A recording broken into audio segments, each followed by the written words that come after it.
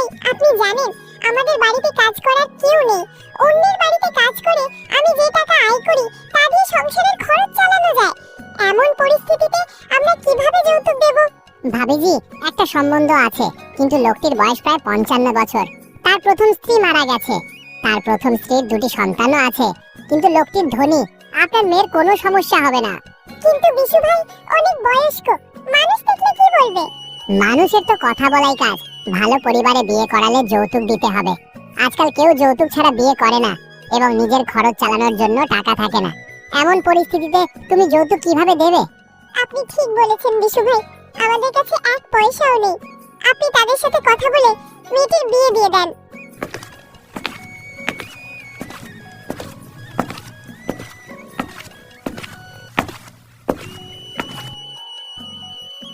কয়েকদিনের মধ্যে আসমার বিয়ে হয়ে গেল। সে যে লোকটিকে বিয়ে করেছিল তার নাম মোতালেব। মোতালেব একজন সরকারি কর্মচারী ছিল। মোতালেবের 2 ছেলে, জহুরুল ও রশিদ, এবং বাড়ির প্রধান ছিল এক বিধবা বোন, তার নাম হালিমা। আজ তোমার মায়ের জন্য বাজার থেকে কিছু ঠান্ডা জিনিস নিয়ে এসো, খুব গরম পড়ছে। মোতালেব তখনই আসে। তার হাতে কিছু জিনিস ছিল। মোতালেব প্রতিদিন কিছু না কিছু উপহার নিয়ে আসতো আসমাকে খুশি রাখার জন্য। কিন্তু আসমা কেন মোতালেবের কাছে বসে হাসতে এবং কথা বলতে দ্বিধা করত তা সে বুঝতো না। এর কারণ ছিল এতদিন পর্যন্ত এমন একজন মানুষ ছিলেন তার বাবা, যার সামনে সে মাথা নিচু করে শরীর লুকিয়ে হাঁটত। এখন তার সমবয়সী একজন পুরুষ হলো তার স্বামী। সে তাকে ভালোবাসার বস্তু মনে করত না, বরং শ্রদ্ধার বস্তু মনে করত। সে তার কাছ থেকে পালিয়ে যেত। মোতালেবের সামনে এলে সে লজ্জা পেত।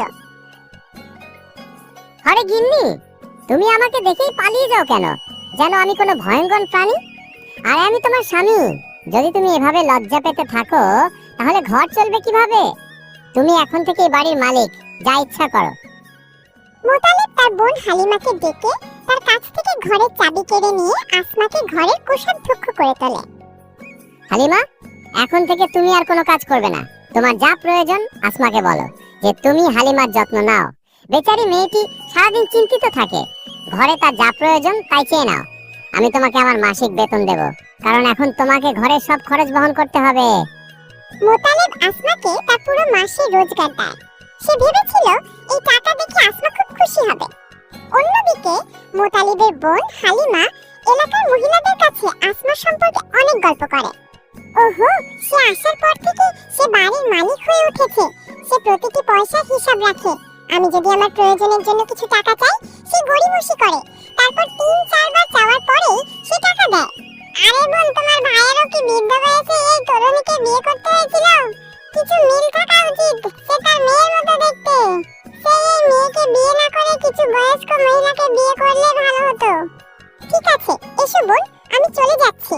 আমি জানি না হতভাগ্যা মেয়েটি ঘরে কি করবে। বাচ্চারা নিশ্চয়ই স্কুল থেকে ফিরে আসছে। আমাকে যেতে হবে, দেখতে হবে যে সে কি খাবার রান্না করেছে কিনা। এমন নয় তো বাচ্চারা ক্ষুধার্ত হয়ে বসে আছে।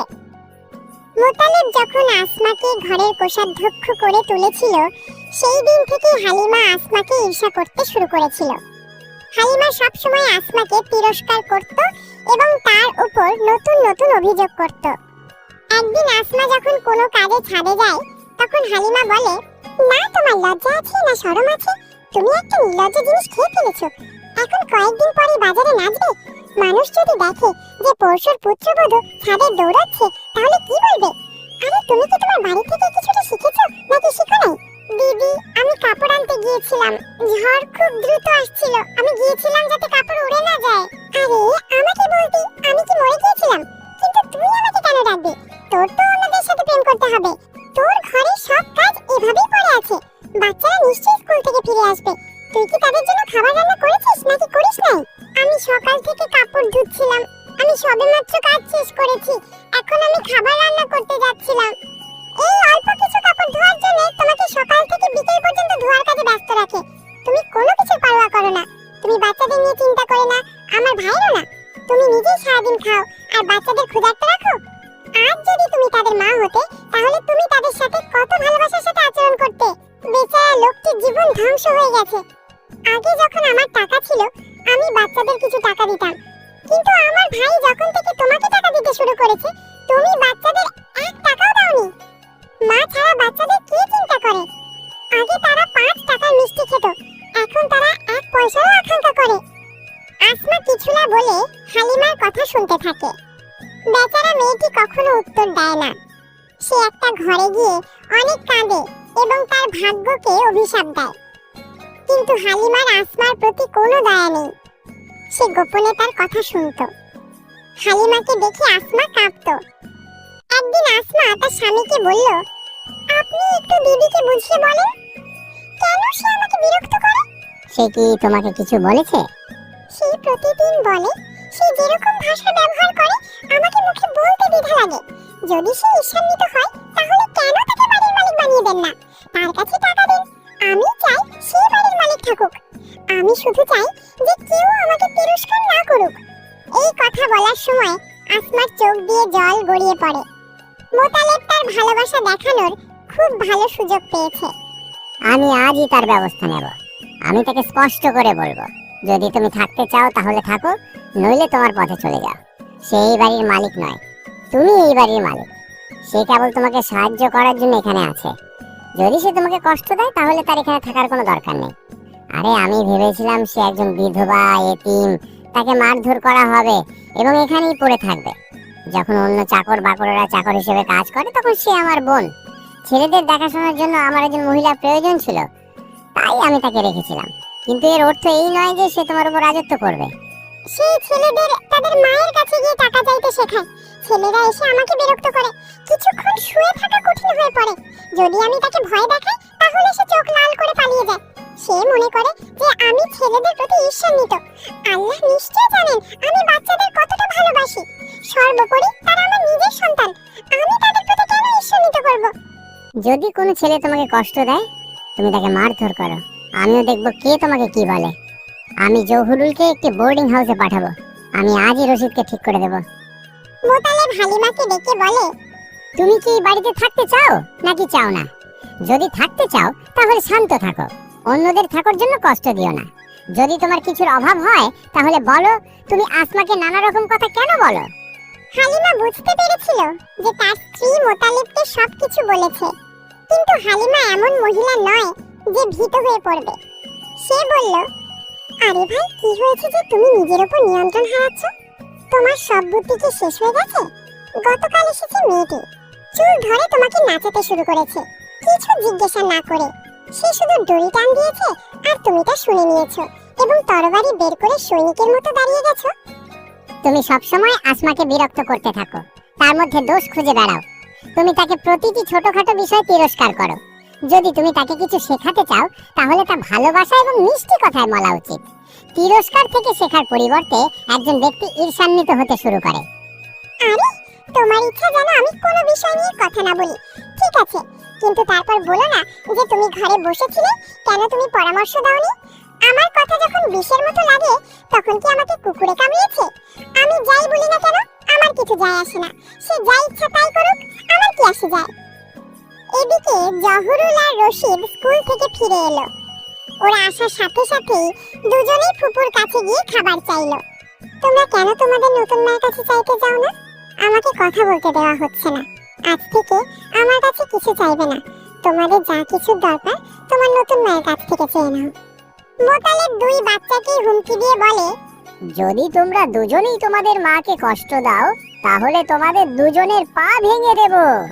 আরে, তোমরা সারাদিন এখানে সেখানে যাও, পড়াশোনা করো না? তোমাদেরও একটু পড়াশোনা করা উচিত। যদি আবার শুনি যে তোমরা দুজনেই তোমাদের মাকে কষ্ট দিয়েছো তাহলে আমি তোমাদের বাইরে কোথাও পড়াশোনা করতে পাঠিয়ে দেব। তুমি কখনো তাকে কিছু বলো না, তুমি শুধু আমাদেরই হুমকি দিয়ে থাকো। তুমি কখনো টাকা দাও না। আমরা ঠিক এভাবেই স্কুল যাই। সব ছেলে মেয়েদের কাছে টাকা আছে, আমরা এভাবে খালি যাই। এখানে সে বলে তুমি যদি আমার কাছে কিছু চাও তাহলে আমি তোমাকে অনেক কষ্ট দেব। আমি তোমাকে অনেক মেরে আঘাত করব। আমি কখন বলেছিলাম যে আমি তোমাকে অনেক মেরে আঘাত করব? তুমি ইতিমধ্যে মিথ্যে বলা শুরু করেছো। মিথ্যা বলার একটা সীমা আছে। আমি তোমাকে এত ভালোবাসি যে কেউ আমাকে খারাপ কিছু না বলে। সৎ মা বাচ্চাদের কষ্ট দেয়, কিন্তু আমি নিজে না খেয়ে আমি তোমাদের দুজনকেই খেতে দেই। এই কথা শুনে মোতালেব রশিদের কান ধরে টান দিল। ছেলেটি জোরে কাঁদতে শুরু করলো। হালিমা দৌড়ে মোতালেবের হাত থেকে বাচ্চাদেরকে কেড়ে নিয়ে বলল, আরে ছেড়ে দাও, বাচ্চাটাকে কেন মারবে? ছেলেটার কান লাল হয়ে গেছে। সকলে সত্যি বলে নতুন বউ পেলে অন্ধ হয়ে যায়। এখনই তার এই অবস্থা, না জানি আগে কি হবে। এখন একমাত্র আল্লাহই বাড়িটিকে বাঁচাতে পারেন। আসমা বাচ্চার কানের ব্যথা দেখতে পাচ্ছিল না। সে তাকে বাঁচাতে দৌড়ে গেল, কিন্তু হালিমা ইতিমধ্যেই সেখানে পৌঁছে গিয়েছিল। আরে প্রথমে তুমি আগুন জ্বালিয়েছিলে, এখন তুমি তা নিভিয়ে দিতে ছুটে এসেছো। যদি তোমার নিজের ছেলে থাকতো তাহলে তার ব্যথা বুঝতে পারতে, কিন্তু তুমি অন্যের বাচ্চাদের কষ্ট কিভাবে বুঝবে? আমি এই বাচ্চাদের কষ্ট দেখতে পাচ্ছি না, না হলে আমি অনেক আগে এই বাড়ি ছেড়ে চলে যেতাম। সে তো এখানে দাঁড়িয়ে আছে, আমাকে জিজ্ঞাসা করছো কেন? আমি কোন আগুন জ্বালালাম? আমি শুধু বলেছিলাম যে ছেলেরা বারবার আমার কাছে টাকা চাইতে থাকে। এছাড়া আমার মুখ থেকে যদি আর কিছু বের হয় তাহলে আমার চোখ অন্ধ হয়ে যাবে। আমি নিজের চোখেই দুজনের দুষ্টুমি দেখতে পাচ্ছি। আমি অন্ধ নই। তোমরা দুজনেই একগুঁয়ে এবং স্পষ্টভাষী হয়ে গেছো। জহুরুল, আমি আজই তোমাকে হোস্টেলে পাঠাবো। আমি শিক্ষকের সাথে কথা বলেছি, তার সব জিনিসপত্র গুছিয়ে দাও। তুমি এখনো পর্যন্ত তাদের কোনো দুষ্টুমি লক্ষ্য করনি। আজ এত তাড়াতাড়ি চোখ খুলে গেল কেন? ছেলেটি হোস্টেলে একা কিভাবে থাকবে? যদি তার মা হতো তাহলে সে কখনোই এটা হতে দিত না। তুমি ওকে নষ্ট করেছো। যদি আমি তোমাকে ঘরের মালিক বানাতাম তাহলে ও নষ্ট হতো না। আমি তোমার জীবন নষ্ট করছি, আমার কারণেই তোমার জীবন নষ্ট হচ্ছে। আমি চলে যাচ্ছি। ওরা তোমার ছেলে, তুমি ওদের মারতে পারো, কাটতে পারো, আমার তাতে কিচ্ছু যায় আসে না। এই বলে হালিমা সেখান থেকে চলে গেল। বাচ্চাটার কান্না দেখে আসমা চিন্তিত হয়ে পড়ল। সে রশিদকে তার ঘরে নিয়ে এসে শান্ত করার চেষ্টা করলো, কিন্তু বাচ্চাটা আরো জোরে কাঁদতে লাগলো। মোতালেব ভেবেছিল এখন আসমা তার সাথে অনেক হাসবে, মজা করবে, কিন্তু তার আশা পূরণ হয়নি। আগে আসমা মাঝে মাঝে হেসে তার সাথে কথা বলতো, কিন্তু এখন সে বাচ্চাদের লালন পালনে ব্যস্ত থাকে। সে যখনই বাড়ি আসতো তখন সে তার কাছে বাচ্চাদের বসে থাকতে দেখতো। কখনো সে তাদের গোসল করাতো, কখনো সে তাদের পোশাক পরতো, কখনো সে তাদের সাথে খেলা খেলতো এবং কখনো সে তাদের গল্প বলতো। একদিন মোতালেবের এক বন্ধু তার সাথে দেখা করতে এসে বলল, আরে বন্ধু, আজকাল তুমি নিশ্চয়ই তোমার নতুন বউয়ের সাথে খুব সুখে জীবন যাপন করছো। তুমি খুব ভাগ্যবান যে এই মধ্য বয়সে তুমি একজন তরুণী বউ পেয়েছো।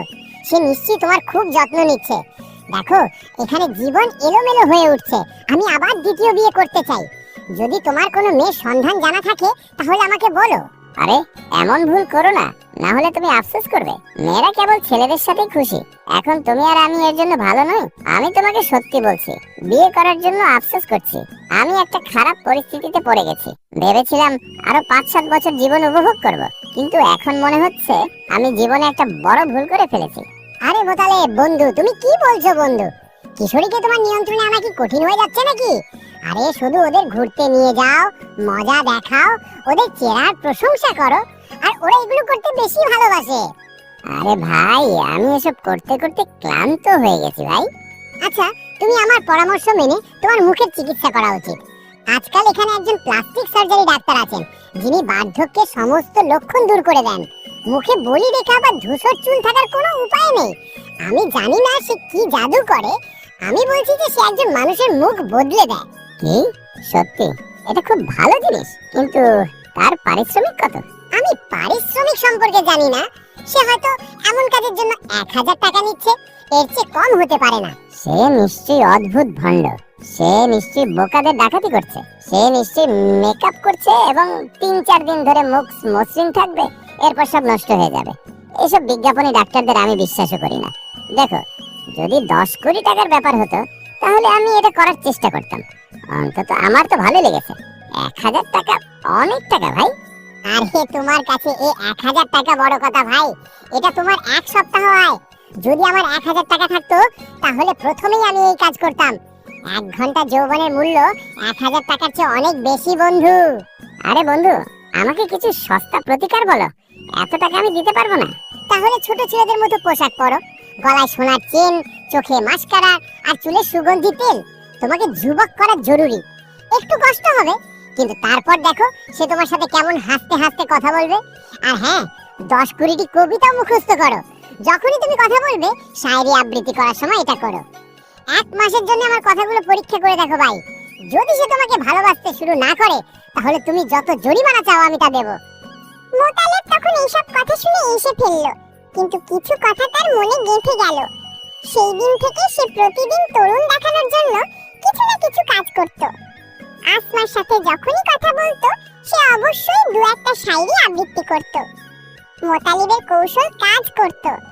পরের দিন যখন মোতালিব অফিস থেকে বাড়ি ফিরত তখন সে আসমাকে তার ঘরের দরজায় দাঁড়িয়ে থাকতে দেখত। আজ অনেক দিন পর সে এই পদ্ম ফুটতে দেখল। আজ এত দেরি কেন করলে? দিনরাত অপেক্ষা করতে করতে চোখ ক্লান্ত হয়ে যায়। সময় মতো বাড়ি ফিরে এসো। আরে গিন্নি, অফিসে অনেক কাজ আছে, ওভারটাইম আলাদাভাবে দেওয়া হয়। এখনো কিছু কাজ বাকি ছিল, কিন্তু আমি মাথা ব্যথার অজুহাত দেখিয়ে বাড়ি ফিরে এসেছি। তুমি এত কাজ কেন করো? তোমার যতটা আরামে করা যায় ততটাই কাজ করা উচিত। জীবন উৎসর্গ করে কাজ করা যায় না। আমি টাকার লোভী নই। তুমি আরামে থাকলে অনেক টাকা পাবো। আরে গিন্নি, আসন্ন রিজিকে তো অস্বীকার করা যাবে না। রিজিক যদি রক্ত মাংসের উপহার নিয়ে আসে তাহলে তার না আসাই ভালো। আমি টাকার ক্ষুধার্ত নই। এই সময় জহুরুল স্কুল থেকে ফিরে বলল, আম্মা, দয়া করে আমাকে কিছু খেতে দাও। আসমা একটা প্লেটে খাবার এনে জহুরুলকে দিল। জহুরুল খাবার নিয়ে চলে গেল। আগে সে ঘরে আসতো না। আমার সাথে কথা বলতেও লজ্জা পেত। যদি তার কিছু প্রয়োজন হতো বাইরে থেকে চাইতো। যখন থেকে আমি তাকে ডেকে বলেছিলাম তখন থেকেই সে আসতে শুরু করেছে। মোতালেব জহুরুলের উপর সন্দেহ করতে শুরু করে আর কিছুটা বিরক্তির সাথে বলল, কেন সে তোমার কাছে খাবার চাইতে আসে? ওকে এভাবে এখানে আসতে দিও না, দিদির মাধ্যমে পাঠাও। প্রশংসা পাওয়ার লোভে আসমাই কথা বলেছিল। সে দেখাতে চেয়েছিল যে সে তোমার ছেলেদের কতটা ভালোবাসে। এটা কোনো নকল ভালোবাসা ছিল না, সে সত্যিই ছেলেদের ভালোবাসতো। কিন্তু আসমার ভাবনা উল্টো হয়ে গেল। মোতালেব জহুরুলকে সন্দেহ করতে শুরু করে। সে আসমার কাছ থেকে তাকে দূরে রাখতে চেয়েছিল। তাই মোতালেব বলল, দেখো, আমি চাই তুমি কাল থেকে স্কুলে থাকো। আমি শিক্ষকের সাথে কথা বলে তোমার ব্যবস্থা করে দেব। আমার সেখানে থাকতে কোনো সমস্যা নেই, তুমি যখনই বলবে আমি চলে যাব। জহুরুল দুঃখের সাথে তার ফুপুর কাছে গিয়ে বলল, বাবুজি আমাকে কাল থেকে স্কুলে থাকতে বলেছেন। তিনি বলছিলে যে তুমি এখানে ভবঘুরের মতো ঘুরে বেড়াও। আমি যদি স্কুলে থাকি তাহলে আমি ভবঘুরে থেকে রক্ষা পাবো। জহুরুল একজন প্রতিশ্রুতিশীল ছেলে ছিল। মোতালিবও এটা জানতো, কিন্তু সে তাকে আসমার কাছ থেকে দূরে রাখতে চেয়েছিল। সেই কারণেই সে তাকে স্কুলে পাঠাচ্ছিল। তখন হালিমা বলল, এটা তোমার নতুন মায়ের ইচ্ছা। সে নিশ্চয়ই তোমার বাবার কান ভেঙিয়েছে।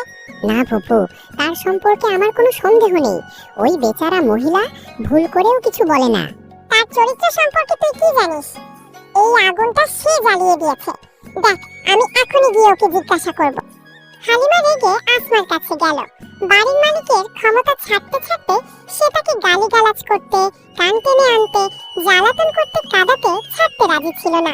আসমা তাকে সম্মান করত, ভয় দেখাতো, কোনো উত্তর দিত না। সে চেয়েছিল হালিমা তাকে সংসারী কাজে শিক্ষা দিক, তার ভুল সংশোধন করুক, সবকিছুর উপর নজর রাখুক। কিন্তু হালিমা তার উপর রেগে রইল। আমি তোমাকে জিজ্ঞাসা করছি, তুমি কি সবাইকে বাড়ি থেকে বের করে দিয়ে একা থাকতে চাও? তুমি কি সবসময় ভাইয়ের কানে এইসব কথা বলে রাখো? কি হয়েছে দিদিজি? আমি কাউকে কিছু বলিনি। জহুরুলকে বাড়ি থেকে বের করে দেওয়ার প্রস্তুতি চলছে, আর তার উপরে তুমি বলছো যে আমি কিছু বলিনি। তুমি কি এটা দেখতে পাচ্ছ না? দিদিজি, আমি তোমার পা ছুঁয়ে বলছি, আমি কিছুই জানি না। আমি যদি তার সম্পর্কে মুখ খুলে থাকি তাহলে আমার চোখ অন্ধ হয়ে যাক। আমি আল্লাহর নামে শপথ করছি। তুমি কেন অযথা শপথ করছো? এখন পর্যন্ত মোতালেব কখনো ছেলেটির সাথে এমন কথা বলেনি। জহুরুল 1 সপ্তাহ ধরে তার মামাদের বাড়িতে গিয়েছিল। সে এত ভয় পেয়েছিল যে সে নিজে গিয়ে তাকে নিয়ে এসেছিল। এবার সে নিজেই জহুরুলকে বাড়ি থেকে বের করে স্কুলে ভর্তি করি। ছেলেটির এক চুলো যদি বাঁকা থাকে তাহলে তুমি জানবে সে কখনো বাইরে থাকেনি। খাবারের